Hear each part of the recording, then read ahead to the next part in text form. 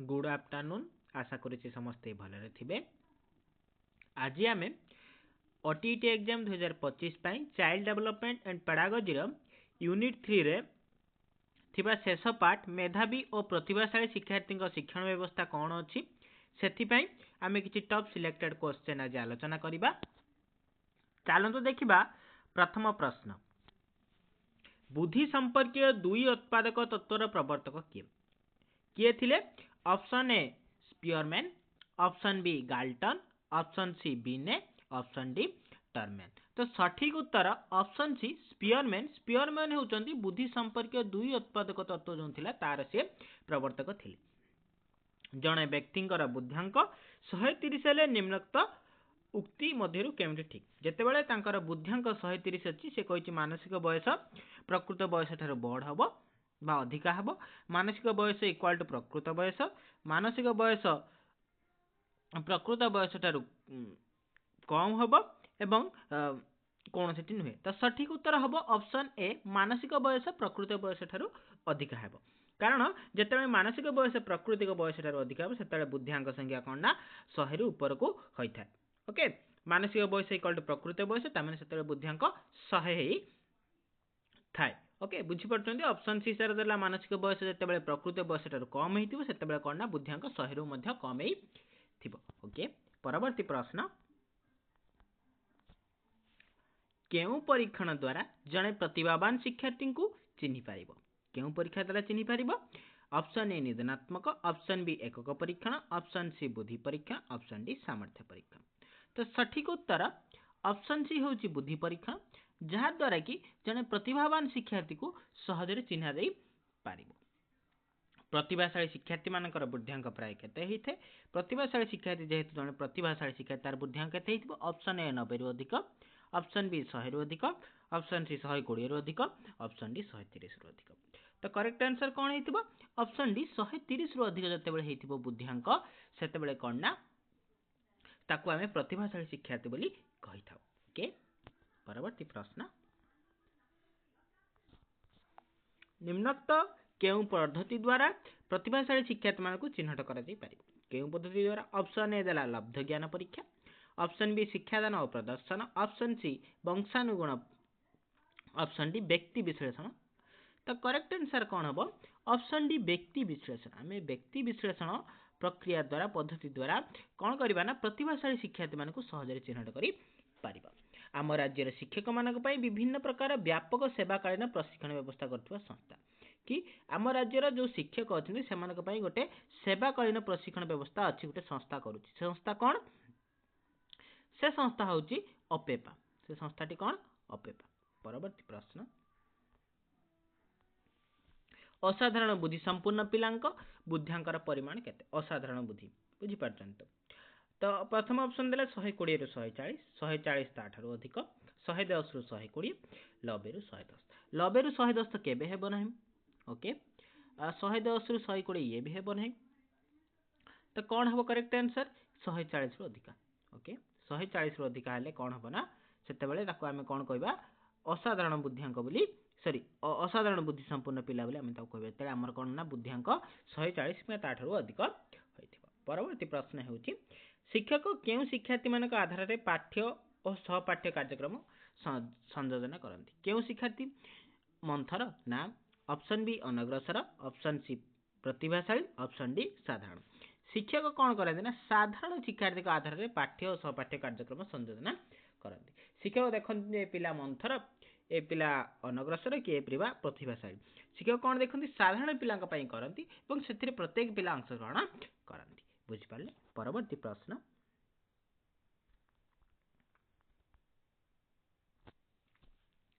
लबेरु अधिक बुद्ध्यांक थिबा पिलांक किभଳି बुद्धिया कहा? जेहेतु 90 रु 100 अधिक बुद्ध्यांक थिबा पिला किभଳି बुद्धिया कहा जातो सेमानकु ऑप्शन ए सामान्य बुद्धि ना, ऑप्शन बी श्रेष्ठ बुद्धि ना, ऑप्शन सी बेसी बुद्धि ना, ऑप्शन डी साधारण बुद्धि। जेतेबेले सेमानकर बुद्ध्यांक 90 रु 110 हेतिबो सेटा कोन कहा जाय ना साधारण बुद्धि बोली कहा जिवो। ओके, सामान्य हेले 90 रु कम हेइथे, बेसी बुद्धि हेले 110 रु 120 मध्ये थाए। श्रेष्ठ बुद्धि हेले 120 140 आपण माने एटा जानि परबे अछि आपण माने बुक रे अछि पढी देबे भलरे तापर 10 नंबर क्वेश्चन अमृत चिंतन करबा पई व्यक्ति जेते परिमाण समर्थ से सेते परिमाण बुद्धिया अटे एक कथा किए कहिथिले एक कथा ऑप्शन ए बोरिंग ना ऑप्शन बी अल्फ्रेड बिनेट ना ऑप्शन सी जॉन पियाजे ना ऑप्शन डी टर्मन तो एक कथा किए कहिथिले टर्मन कहिथिले ओके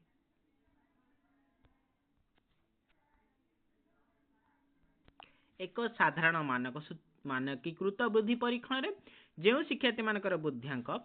137 किंबा तठू ऊर्ध्व होइଥାଏ तांकु की प्रकार शिक्षार्थी कहा जाए तांकु की प्रकार शिक्षार्थी साधारण ना मंथर ना प्रतिभाशाली ना अनग्रसर ए क्वेश्चन को मैं पूर्व रे आलोचना करके आसले तो ये करेक्ट आंसर कौन हम ना प्रतिभाशाली जते प्रतिभाशाली हेतिबो तने से 140 रु अधिका हेतिबो ओके परवर्ती प्रश्न जड़े लोकर प्रकृत बयस 50 हेले तार बुद्धियांक केते जदि जड़े व्यक्तिर प्रकृत बयस 50 हेतिबो ताहले तार बुद्धियांक केते हेतिबो ना निश्चित भाव में कौन हेतिबो ना 36 हेतिबो ओके केमिति जानिबे जदि प्रकृत लोकर प्रकृत बयस केते हेतिबो 50 तबे तार बुद्धियांक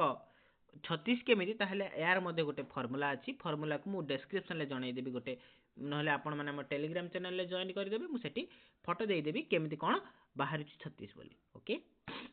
परवर्ती प्रश्न प्रतिभाशाली शिक्षार्थीर बुद्धियांक प्राय केते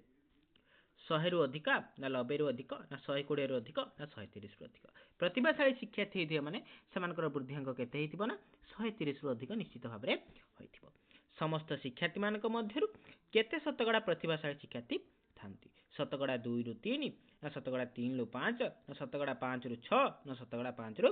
7 तो करेक्ट आंसर कोन हबो ना शतकड़ा 3 रु 5 थांती ना कोन हमर प्रतिभाशाली शिक्षार्थी थांती परवर्ती प्रश्न देखिबा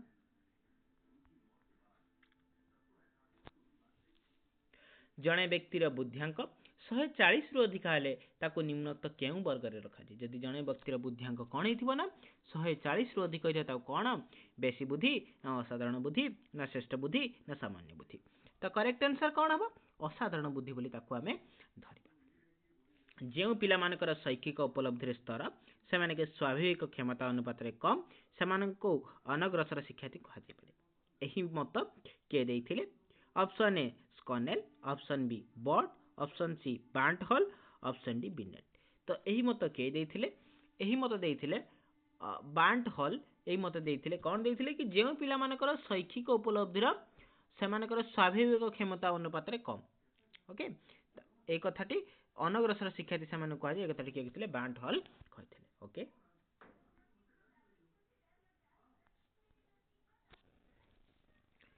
श्रेष्ठ बुद्धि संपन्न पिलांक बुद्धियांक केते केते ऑप्शन ए 90 रु 110 ऑप्शन बी 110 रु 120 सॉरी 120 रु 140 ऑप्शन सी 90 रु 80 रु 90 ऑप्शन डी 110 रु 120 से कहिछि श्रेष्ठ बुद्धि जेहेतु श्रेष्ठ बुद्धि कहिछि तो आंसर कोन हबो ना 120 रु 140 मु कहिथिली कि 120 रु 140 होछि हमर श्रेष्ठ बुद्धि जेउ शिक्षार्थी निजर साधारण सहपाठी ठारू शारीरिक मानसिक सामाजिक आवेगिक बा शैक्षिक दृष्टिकोण ठारू पृथक तांकु केउ गोष्ठी शिक्षार्थी कहा जाए केउ गोष्ठी शिक्षार्थी कहा जाए ऑप्शन ए स्वतंत्र आवश्यक विशिष्ट शिक्षार्थी ना मधुर गति रे शिखुवा शिक्षार्थी ना साधारण गति रे शिखुवा शिक्षार्थी ना क्षिप्र गति रे शिखुवा शिक्षार्थी तो करेक्ट आंसर स्वतंत्र आवश्यकता थिबा स्वतंत्र आवश्यकता विशिष्ट शिक्षार्थी परवर्ती प्रश्न बेसी बुद्धि संपूर्ण पिलांक बुद्धियांक केते जते बेसी बुद्धि हेतिबो सेमानकर बुद्धियांक केते हेतिबो 80 रु 90 ना 110 रु 120 ना 90 रु 110 ना 120 रु 140 तो करेक्ट आंसर कोन हेतिबो निश्चित भाव रे कोन हेतिबो जेहेतु बेसी बुद्धि संपूर्ण पिलाटीर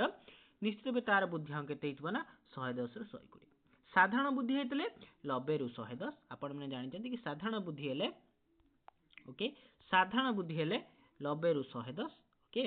जदि बेसी बुद्धि हेला ताहले निहाती भाव रे 110 रु 120 श्रेष्ठ बुद्धि हेले 120 रु 140 आउ मंथर गतिर हेले से कोन 80 रु कोन 90 ओके निम्नोक्त मध्यरु केउटी प्रतिभाशाली शिक्षार्थींकर क्षमता अटे प्रतिभाशाली शिक्षार्थी क्षमता कोटा विचारधारा को अधिक प्रयोग ना लक्ष्य भित्तिक आचरण प्रदर्शन करेंगे ना विश्लेषण दक्षता प्रदर्शन ना उपरोक्त समस्त जिते शिक्षार्थी कौन हो ना निश्चित भाव में प्रतिभाशाली होती माने तार विचारधारा अधिक से प्रयोग कर लक्ष्य भित्तिक आचरण से करुवा तार विश्लेषण दक्षता थी प्रत्येक विषय से विश्लेषण करके उपयुक्त उत्तर में पहुँचुव करेक्ट आंसर ये हम उपरोक्त समस्त ओके परवर्ती प्रश्न बेसी बुद्धि संपूर्ण पिलांक बुद्धियांक केते बेसी बुद्धि संपूर्ण बुद्धि पिला सॉरी बेसी बुद्धि संपूर्ण पिलांक बुद्धियांक केते साधारणतः केते होता है ना 110 रु 120 होता है ओके कहलर केउ मतवाद उपस्थापन करथिले केउ मतवाद अंतर्दृष्टि ना प्रदत्तन प्रमाद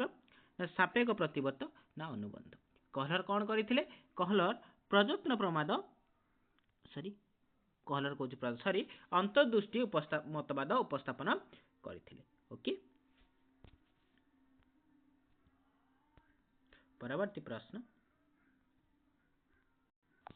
सामान्य बुद्धि संपूर्ण पिलांक बुद्धियांक केते सामान्य बुद्धि संपूर्ण पिलांक बुद्धियांक केते 90 रु 110 ना 110 रु 120 ना 80 रु 90 ना 120 रु 140 आपण में जानचंती कि जेतले मु कहली 90 रु 110 ले हेटा कोन साधारण 110 रु 120 बेसी आ ये कोन 120 रु 140 रे कोन केउ बुद्धियांक को आजिवो 120 रु 140 ले कोन ना ताको श्रेष्ठ बुद्धि बोली कहुब किंतु जो ये कही 90 रु 110 हम ताने एटा कौन हम ना सामान्य बुद्धि संपन्न बुझिपारे तो करेक्ट आंसर ऑप्शन सी सामान्य बुद्धि संपन्न हूँ 80 रु 90 निम्नोक्त केउ पद्धति को मार्लियान प्रतिभाशाली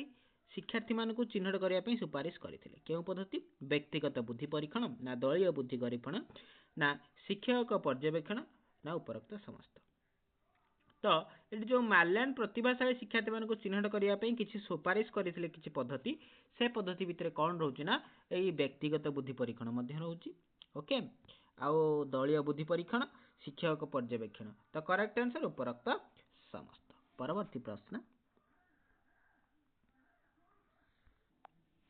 गोटे व्यक्तिर बुद्धियांकर परिमाण 90 रु 110 हेले ताकू किबळी बुद्धिया कहुजिवो साधारण बुद्धि ना असाधारण बुद्धि ना साधारण बुद्धि ना बेसी बुद्धि देखंतु एटी दुईटा आंसर देछि करेक्ट हबो देला प्रथम आंसर एठी साधारण बुद्धि देछि ये भी करेक्ट अछि ये भी करेक्ट अछि ओके श्रेष्ठ बुद्धि संपन्न पिलांक बुद्धियांक केते श्रेष्ठ बुद्धि संपन्न पिलांक बुद्धियांक केते 140 रु अधिक ना 120 रु 140 ना 110 रु 120 ना 90 रु 110 तो करेक्ट आंसर कोन हबो 120 रु 140 होची श्रेष्ठ परवर्ती प्रश्न निम्नोक्त मध्यरु केउंटी प्रतिभाशाली शिक्षार्थी मानक निमंते स्वतंत्र शिक्षा व्यवस्था नहीं केउंटी नहीं शीघ्र विद्यालय प्रवेश करथिबे ना अधिक समय शिक्षण कार्य नियोजित करुथिबे श्रेणी विहीन शिक्षा व्यवस्था ना स्वतंत्र विद्यालय शिक्षा केउंटी से कहिछि कि प्रतिभाशाली शिक्षार्थी मानक निमंते स्वतंत्र शिक्षा व्यवस्था नुहे से कहिछि जेहेतु नुहे से कहिछि तो करेक्ट आंसर कौन हम ना अधिक समय शिक्षण कार्य नियोजन ताकू करबा उचित नुहे ओके परवर्ती प्रश्न असाधारण बुद्धि संपूर्ण पिलांक बुद्धियांक केते केते हिता ना बुद्धियांक से कहिछि कि 120 रु 140 ना 140 रु अधिक ना 110 रु 120 ना 90 रु 110 जेहेतु असाधारण पिलांक बुद्धियांक कहिछि तो एटा आपण माने भलो भाबरे जानिछन्ती 140 रु अधिक हेले सेटा कोन ना असाधारण पिलांक बुद्धियांक बोली कहा जायथे प्रतिभाशाली शिक्षार्थी मानकर बुद्धियांक केते प्रतिभाशाली बुद्धिया मानक सॉरी विद्यार्थी मानक बुद्धियांक केते हेता ना निश्चित भाव में 130 रु अधिक हेता ओके परवर्ती प्रश्न शिक्षण अपारक शिक्षार्थी माने 6 को पढ़ंती 7 भाबे ना 9 भाबे ना 2 भाबे ना 5 भाबे जे माने शिक्षण अपारक शिक्षार्थी निहाती से माने कोन को 6 को 9 भाबे पढ़िबे 6 को 7 भाबे तो पढ़िबेनी कोन 6 को उल्टा भाबी दियंती कि 6 टा एमिति लिखा हिताए कि 9 टा एमिति लिखा हिताए तो से माने जानि पारथिन कोटा 6 कोटा 9 ओके एटा होची शिक्षण अपारक शिक्षार्थी मानकर गोटे 6 को 9 भाबे पढ़थांती निम्नोक्त मध्यरु केउंटी दृष्टि दोषयुक्त शिक्षार्थी लक्षण अटे केउंटी दृष्टि दोषयुक्त शिक्षार्थी लक्षण अटे से कहला ऑप्शन ए अधिकांश समय आखि मळिबा ऑप्शन बी आखि अधिकांश समय लाल देखा जाय पानी बहे ऑप्शन सी घन घन आखि पता बुझंती खलंती उपरोक्त तीनोटी जाक तो करेक्ट आंसर ठीक अछि उपरोक्त तीनोटी जाक ही हेबो काहेकि ना ये भी करिथांती ये भी करिथांती ये भी करिथांती ओके परवर्ती प्रश्न दृष्टि दोषयुक्त शिक्षार्थी को मुख्यतः केतेटी उपाय चिन्हट करा जाई परिबो केतेटी उपाय चिन्हट करा जाई परिबो ना दुईटी उपाय चिन्हट करा जाई परिबो ओके दुईटी उपाय चिन्हट करा जाई परिबो विद्यालय को आसुथुवा पिलामानक मुख्य उद्देश्य निम्नलिखित केउंटी हेबा उचित शिखिबा ना समय अतिबाहित करिबा ना खेलिबा ना खाद्य खाइबा तो करेक्ट आंसर कौन हम निश्चित भाव में विद्यालय को आसी पिलामानकर मुख्य उद्देश्य कौन रहिबा शिखिबा उपरे डिपेंडेंट रहिबो कि सेमाने केते शिखुचंती ओके आज शेष प्रश्न निम्नलिखित मध्यरु केउंटी गुणात्मक शिक्षार लक्ष्य नुहे ठीक भाव में शिक्षण अनुभूति पाइब विभिन्न शैक्षिक कार्य अंशग्रहण न कराइबा गणतांत्रिक मनोभाव वृद्धि सांस्कृतिक गुणार विकास तो करेक्ट आंसर कौन हम ना विभिन्न शैक्षिक कार्य अंशग्रहण न कराइबा हूँ गोटे गुणात्मक शिक्षार लक्ष्य नुहे बाकी सब हूँ गुणात्मक शिक्षार गोटे गोटे लक्ष्य बुझिपारे तो आज आमर यूनिट 3 रो लास्ट चैप्टर किसी इंपोर्टेंट क्वेश्चन आज आम आलोचना कलु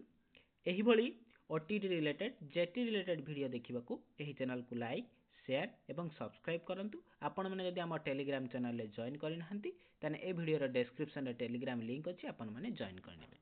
धन्यवाद।